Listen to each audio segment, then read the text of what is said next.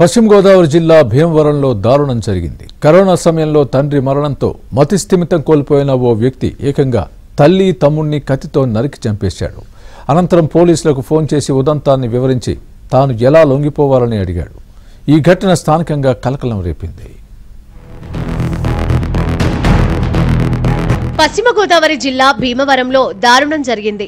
స్థానిక సుంకర పద్దయ్య వీధిలో ఓ వ్యక్తి తల్లిని తమ్ముడిని కత్తితో నరికి హత్య చేశాడు. ఈ ఘటన స్థానికంగా తీవ్ర కలకలం రేపింది. గునుపూడి శ్రీనివాస్ అతని తమ్ముడు రవితేజ ఫైనాన్స్ వ్యాపారం చేస్తూ ఉంటారు.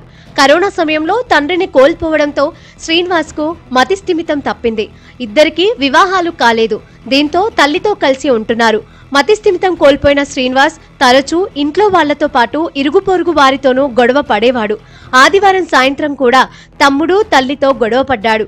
ఈ నేపథ్యంలో అర్ధరాత్రి సమయంలో తల్లి మహాలక్ష్మిని కత్తితో నరికాడు. అలికిడికి మెలకువ వచ్చి ఘాతుకాన్ని అడ్డుకోబోయిన రవితేజను కూడా కత్తితో నరికాడు. ఇద్దరూ ఘటనా స్థలంలోనే మృతి చెందారు.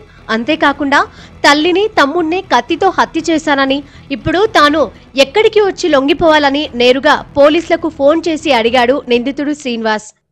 దీంట్లో సంతూర్ ఫ్యామిలీ మదర్ కి కిచెన్ నైఫ్ వాడేసి చంపడం జరిగింది. దాదాపు నైట్ బిట్వీన్ 1 to 3 ఇన్సిడెంట్ జరిగాయి.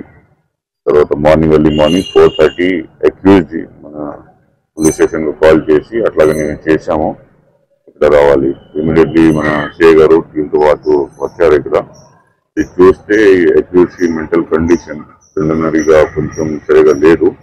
కోవిడ్ టైంకి ఇది ఫాదర్ కి డెత్ అవ్వడం జరిగింది. అప్పటి నుంచి కొంచెం ఫ్యామిలీలో అలాగే ఉంటుంది పరిస్థితి. నిన్న కూడా ఈ బ్రదర్ ఆయనకి చెప్పారు కి బయట చేసి గొడవ కానీ కేకలు చేసి అట్లా చేయలేదు, along with other neighbours and other people on the road. దానివల్ల అది చాలా కోపంలో వచ్చేసి అట్లా మల్టిపుల్ స్టాబింగ్ చేసేసి ఘటన జరిగింది. వెంటనే అప్రమత్తమైన పోలీసులు ఘటనా స్థలానికి చేరుకొని నిందితుడిని అదుపులోకి తీసుకున్నారు. ఘటనా స్థలాన్ని SP Adnan Nayeem Asmi, DSP Jayasurya, 1 town CI Nagaraju పరిశీలించారు. క్లూస్ టీం, ఫోరెన్సిక్ టీం సహాయంతో పోలీసులు దర్యాప్తు చేస్తున్నారు.